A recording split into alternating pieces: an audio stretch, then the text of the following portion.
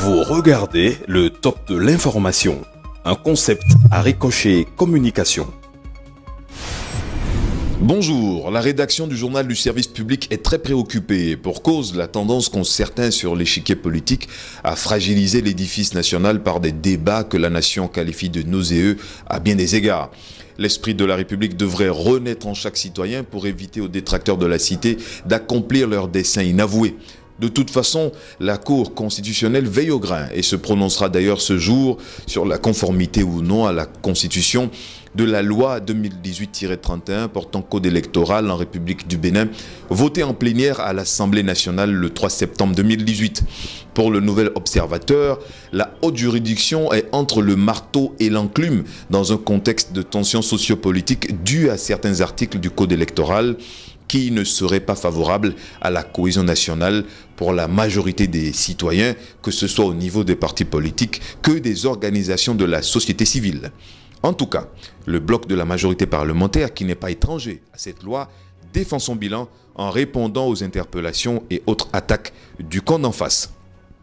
À ce que le matinal appelle critique injustifiée, les députés Gbadamassi, Abimbola, Okunlola, Aladati et Nombimem apportent des clarifications sur les motivations qui ont été les leurs au moment de légiférer et maintiennent leur soutien indéfectible au chef de l'État et à l'ensemble des réformes entreprises par le gouvernement de la rupture. En attendant le consensus entre la majorité et la minorité parlementaire, Matin Libre revient sur la médiation entre Boni Yayi et Patrice Talon orchestrée par les chefs d'État de la Côte d'Ivoire et du Togo. À Abidjan, courant mi-avril 2016, les deux ex-amis avaient devant micro et caméra pris la résolution de tourner la page de leurs différends.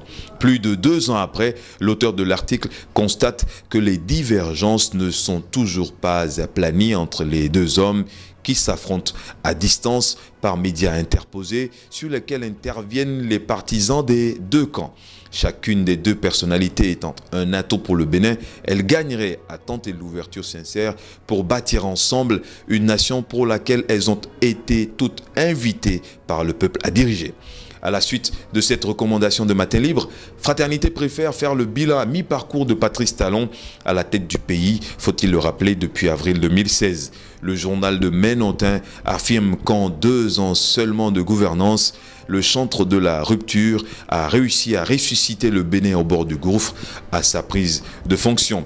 Il a fallu du temps pour que la transformation entamée permette d'apprécier par exemple le Bénin débarrassé d'une part des étalages de vente de médicaments contrefaits, d'autre part des prévaricateurs du denier public, avec le retour de la République des valeurs qui redore chaque jour son blason sur le plan international par le biais d'une diplomatie entreprenante et axée sur les résultats. Un avis du journal Fraternité que ne partage certainement pas Sébastien Germain-Ajavon, président d'honneur de l'Union sociale libérale, dont la convocation à la Cour de répression des infractions économiques et du terrorisme ne devrait pas susciter autant de polémiques, écrit le matinal.